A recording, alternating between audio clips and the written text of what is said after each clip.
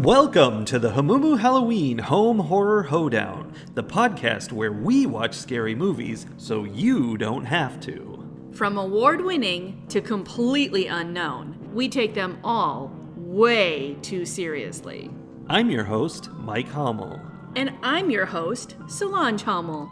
Now, warning, we use a ghoulish number of spoilers, so watch the movies first. Second warning, we don't know anything about anything, so don't take us seriously as we take these movies seriously. Our movie this week... I have something to report. What? There's been an incident. In a ghostland. I was just going to start this podcast like normal people do. I was scared that you were going to start it like normal, and so I had to interrupt you. Okay, go ahead. You're so dumb. Now that you've had your dramatic intro, Incident in a Ghostland 2018 started off on the wrong foot with me. Where did this foot start? It started with a Lovecraft quote.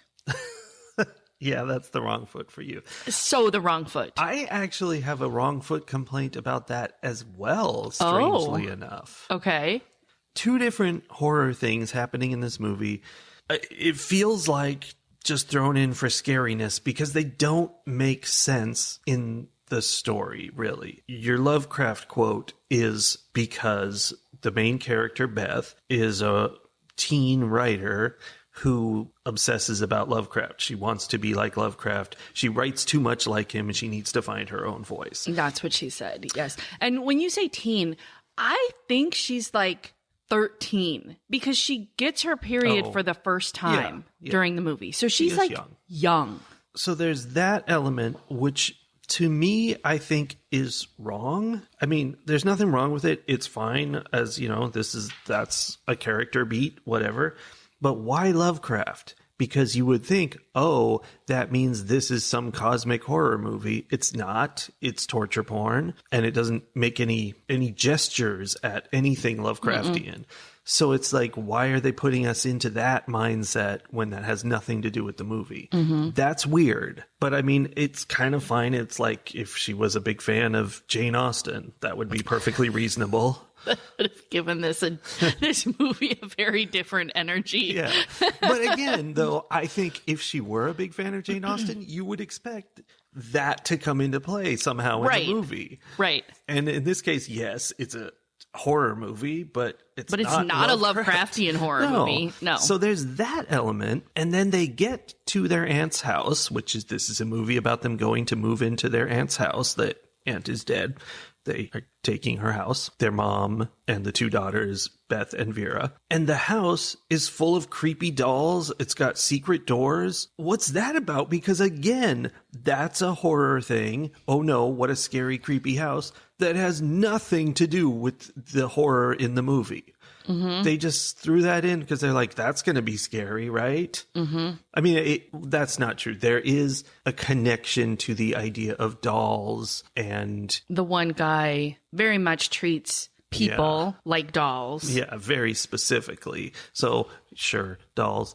But they do the whole scary doll thing, and I don't know. It seems like they were trying to throw things in that are really irrelevant. It seems like perhaps someone hadn't yet found their own voice. Oh, that could be it.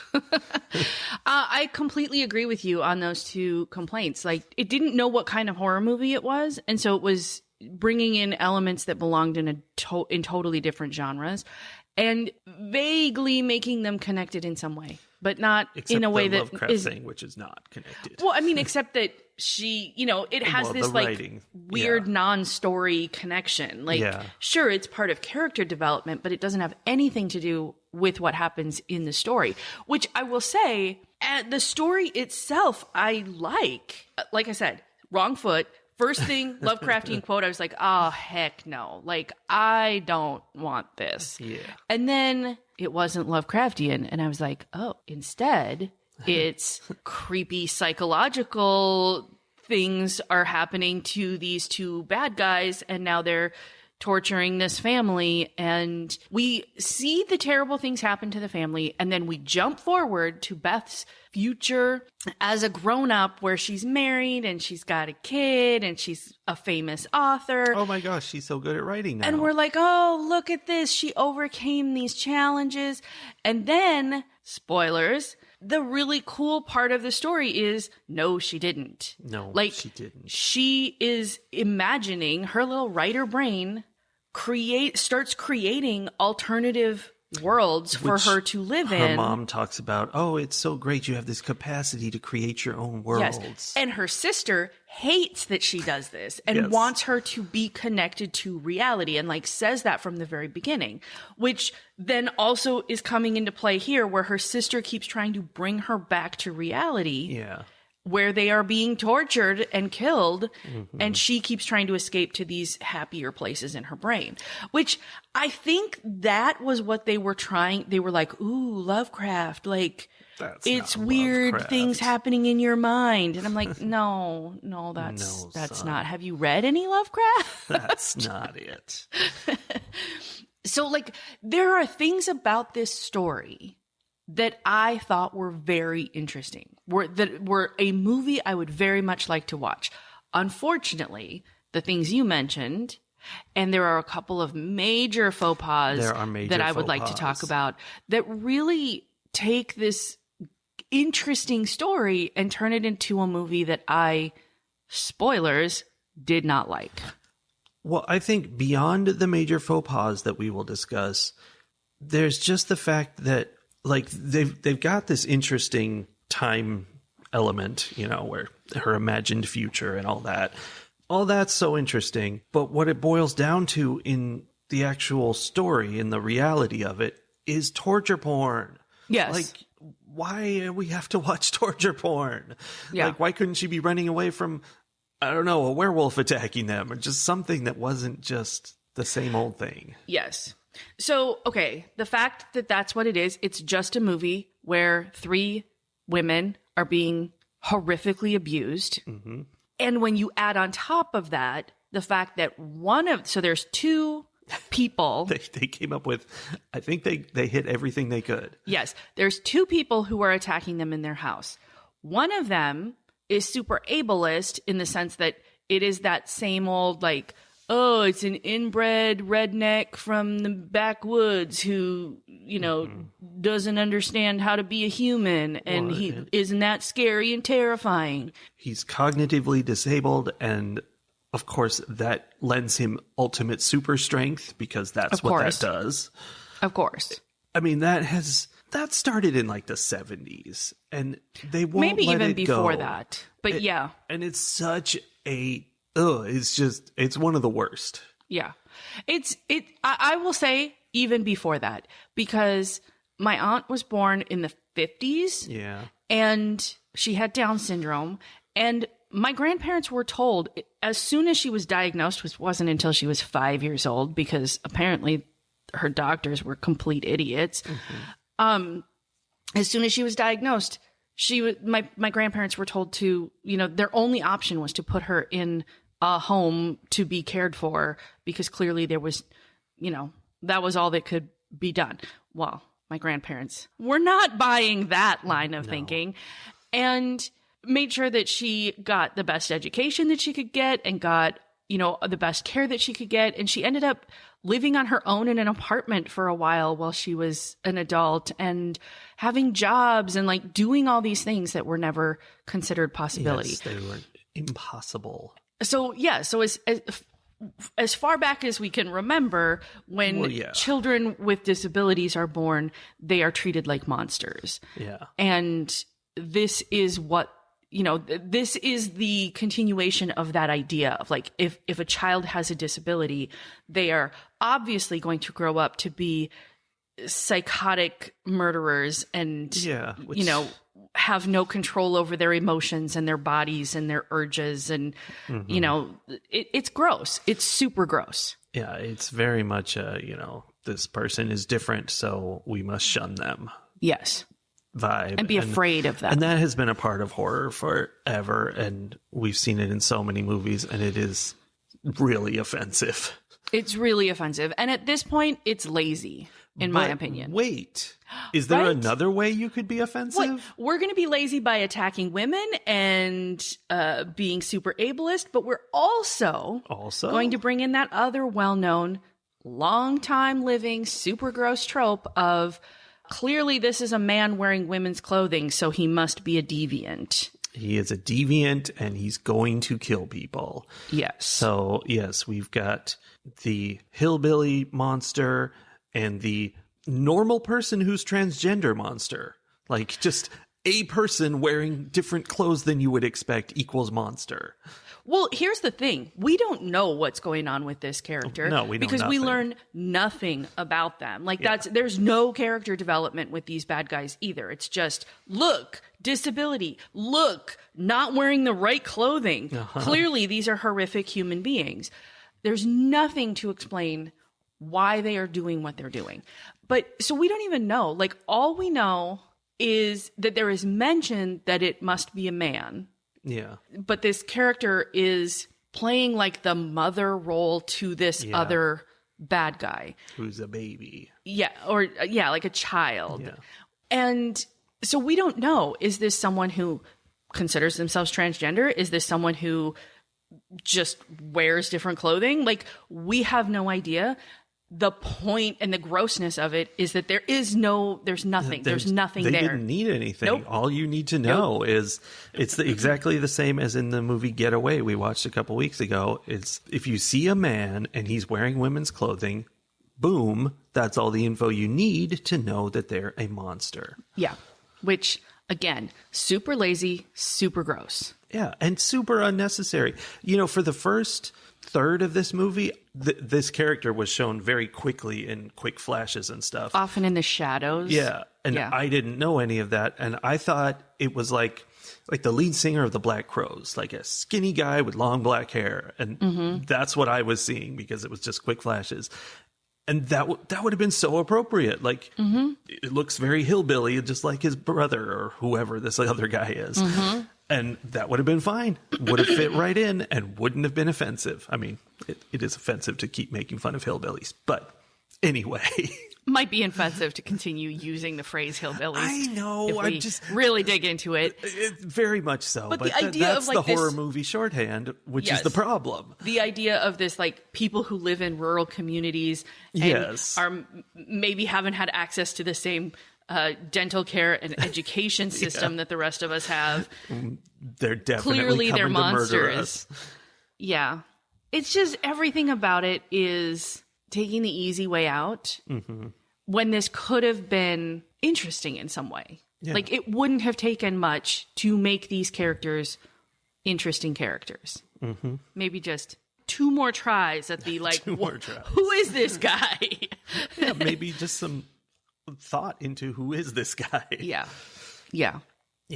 It's there's another totally basic lazy trope. These scary monster murderers drive around in what they call a candy truck, which is not a thing. It's like an ice cream truck, but it sells candy, so it's a candy truck. That was their way of not falling into the trope. Well, all bad guys drive around in ice cream trucks. This isn't an ice cream truck. Different. Yeah. So, I mean, they did that too. That, like, just, I don't know, weird. Yeah. That they needed to lean on all of this. Here's the thing. Okay. So going back to your initial complaint of this is just torture porn, and we're not fans of torture porn. That's not the kind of horror movie we enjoy watching. You may have noticed we don't review those movies very often. No. But you may also notice, long-term listeners will remember. Of course. That I frequently reference House of a Thousand Corpses and other Rob Zombie movies as movies that I think are well done. Yeah. Those are torture porn movies. Those are torture porn movies with backwoods, rural, uneducated characters. With depth. Those characters have something more to them than the fact that they live in the country. And I think this movie, I would put so much money on the fact that the people who made this movie have seen Rob Zombie movies. Sure. Like, there were so many similarities. But somehow, and I have talked about it before, and I don't know what exactly it is, but there's something that Rob Zombie brings to that kind of movie that is challenging you to really think about what's happening and who are these people and what is the power dynamic. And without beating you over the head with it, there is something about socioeconomic imbalance and class warfare that comes into all of Rob Zombie's movies. For sure. And other movies that are very similar, they're like just kissing cousins. They sure are. They don't have that because they don't realize that that's what makes those movies worth watching. Mm-hmm. They like, yes, I want my characters to dress like that. Right? Like, and I don't know. I guess there's somebody might accuse me of being, elitist or, whatever, thinking I'm something special because I want my movies to mean something. I'm sure there are people out there who are like, oh, we're making fun of the disabled and transgender people and we're hurting women and we're, just creating a bunch of havoc and violence. Yay, that's my kind of movie. Those people terrify me. Yeah. Because there should be a movie about them and how scary they are. That's a horror movie. That would be very meta. There's a guy with like a physical disability of some kind. Like he's tall and awkward and like he's a huge giant of a guy. And they're like totally pushing him and trying to recruit him into their movies. And he's like, I'm just trying to do astrophysics over here. Shut up. There is kind of a movie like that. It's a Rob Zombie movie. It's called 31. I'm not sure it's quite this. Okay, in the sense that it's about the people who want to watch the violence. Yeah, that's true. That's true. And what they're making people do in order to entertain them. Well, good job, Rob Zombie. Just saying. He's always bringing the depth. But this movie, as much as there was potential, it hit so many wrong notes. Yes, I totally agree. And not just, like inappropriate or offensive things, just wrong notes, like the Lovecraft thing. Why? What does he have to do with this? And, maybe that's just me not, being smart enough, but it feels very random and feels like they put in these elements, all of these elements we've discussed, just to be sort of generically horror. Mm-hmm. It's weird. It's an AI horror movie. Yeah.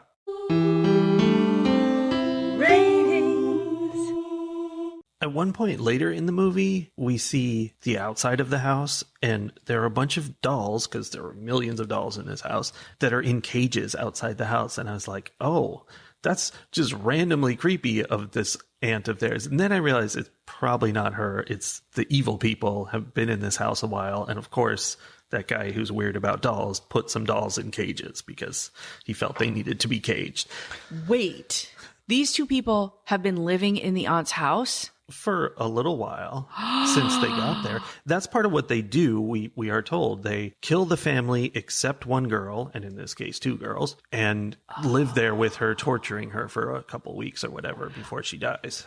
Okay, here's the thing. I didn't realize. It makes sense that they have been living in this house and that they have done stuff to this house. Although the mom didn't seem that surprised that the house was filled full of dolls and other. Oh, I don't think they lived before that. I think they just followed these people to the house. Okay, that's what I thought. So the aunt was creepy and weird and had a house filled full of creepy dolls. Okay, now that you say that, what if that's not the case? What if they filled the house with creepy dolls? Okay, so I fully thought that they followed them to the house and like this was yet another, family attack like they had read about in the paper. But what if what if these two have made a base in this house? Yeah, they're squatting. And they've been going and attacking the families nearby, but this is where they live. And then these manna from heaven for them, these three women just show up on their front door and waltz into their house. DoorDash. Oh my God. Okay, I don't know which is true, but that makes it a little more interesting and also makes the house make more sense because I did not understand why they weren't. Well, okay, it still doesn't make sense. This part still doesn't make sense. I did not understand why they weren't more weirded out walking into this house and being like, the heck is going on in here? There's creepy dolls. Okay, I will declare that non-valid because the house was too clean. It wasn't clean, but, it was a hoarder house for crazy, scary monsters to be living in. It wasn't like in squalor. And towards the end of the movie, the monster guy was freaked out by some of the dolls, like the one that pops out of the mirror. I mean, maybe that one obviously belonged there. And, he would be surprised by them saying things because they were, for some reason, these giant Victorian dolls had voices like 80s dolls. Pull strings. Yeah. Yeah. Although some of it was, I think, was imaginary. Like some of that was happening in either her head or his head because the dolls were saying things that those dolls would not have said. Oh, yeah. Yes. But I think they say little things and then he, built it up into things. So I think the dolls belong there and the bad guys didn't. Okay. I declare that. Okay. Sorry, I derailed your rating. Well, this has been declared now, so it's official. I think this movie was interesting and should have been interesting and tried to be interesting. But then it tried so hard to not be interesting. On top of that, it got in the way. Like the entire arc of it, the storyline about her disappearing, and we didn't understand that. It seemed like she was actually gotten away and her sister hadn't gotten away. Very interesting and foreshadowed, I think, in a for smart people only way, where she sees her mom get attacked by one of the people and the door slams shut and then the door comes open and her mom has taken that person out and then goes and gets the other one and takes them out. And I'm like, that doesn't make sense. How is this happening?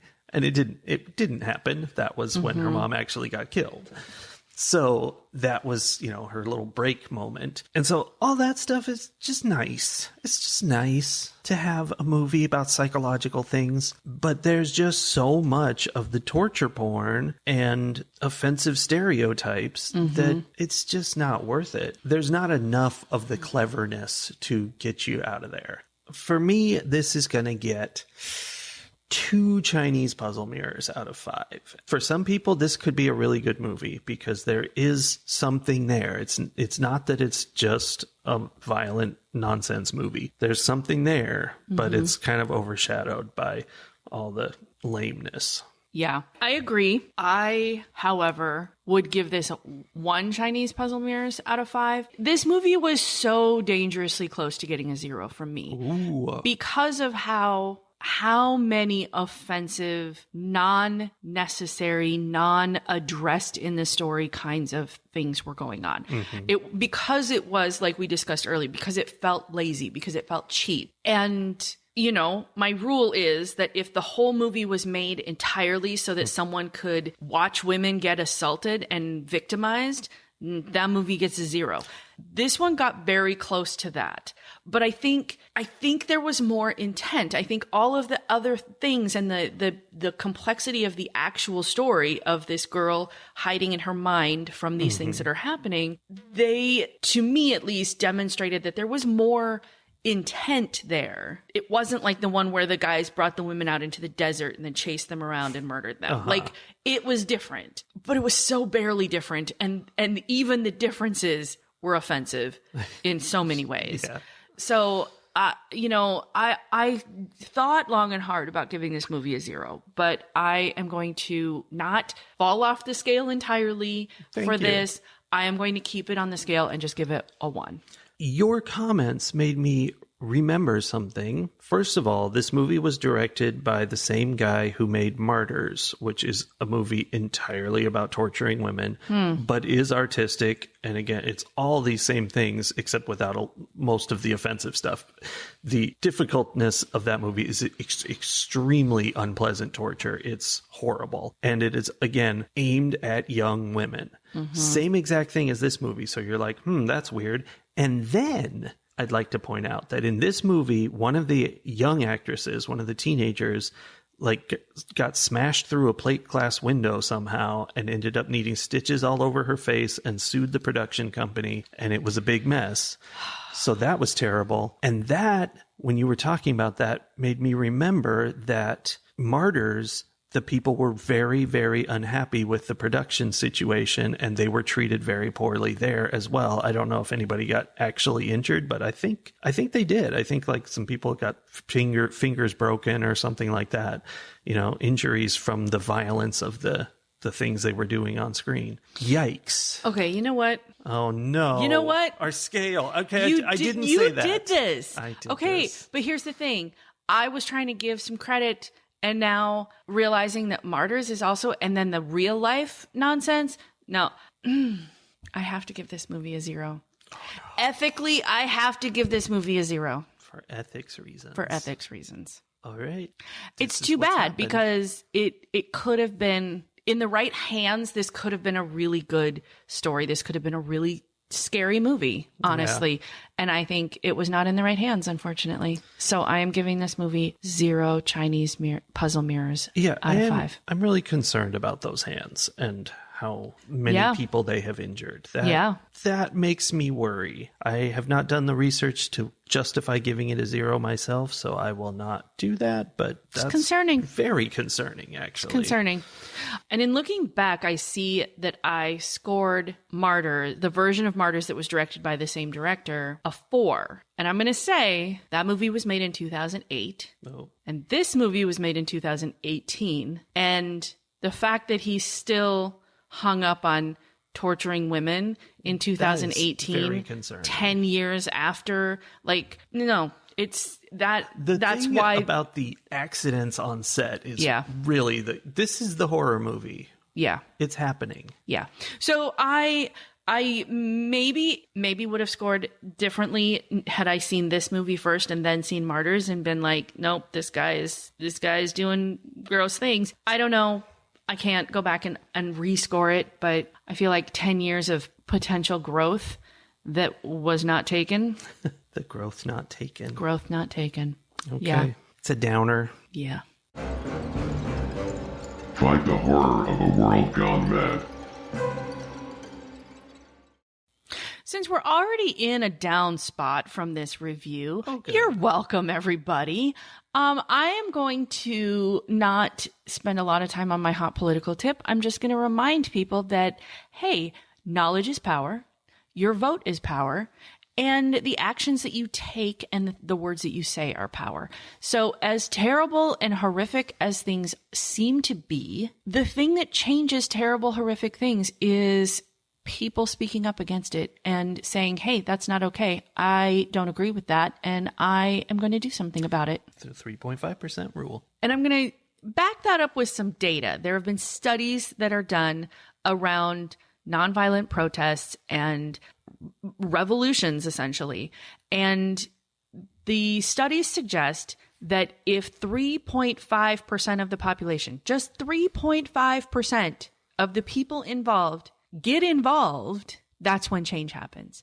We don't need a majority in order to, not even a minority, to stop bad things from happening. There just needs to be a small percentage of people who stand up and say, absolutely not on my watch. And I would like to say that if that makes you think, well, good, I can be the 96.5% and plenty of people left to cover it. No one's doing this. No one stands up. That's why it only takes, if lots of people always stood up for things would be changing constantly around the world all the time. Yes. It's very hard for people to stand up. So be part of the 3.5%. In whatever way you can.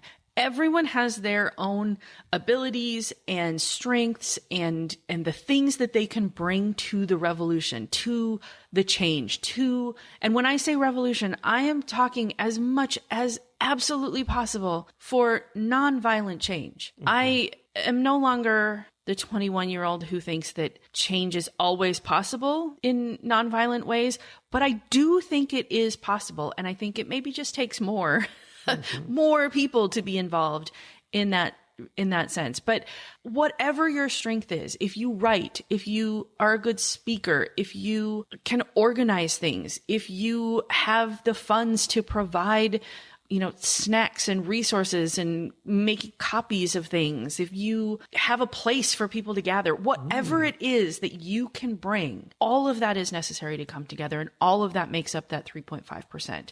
So I guess rather than ending on a, the world is bad, everything is terrible note this week, I would like to remind you that you, dear listener, can be part of that 3.5%. Be the change. Yes. All right. That's that. We'll see you next week. Maybe. We might see you next week. We have circumstances that are making it difficult to do this. There might be a hiatus, but we will be back. Yes. Rest assured, we cannot be stopped by human weapons. It will take 3.5% of our listeners, which is like... That's not even a whole listener. Which is like a quarter of a person. No, we cannot be stopped. To stop us. We will be back. Someone's pinky. We will be back. In the meantime, keep doing what you do. Be good people. Be good people. Bye. Bye.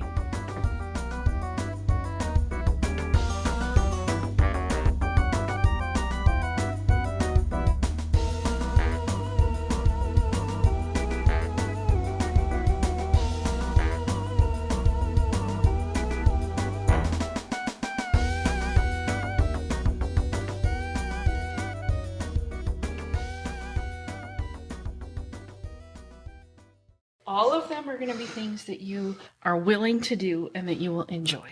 Gulp. I'm so scared. But there are some things that are new experiences. No, that's what I hate. Too bad.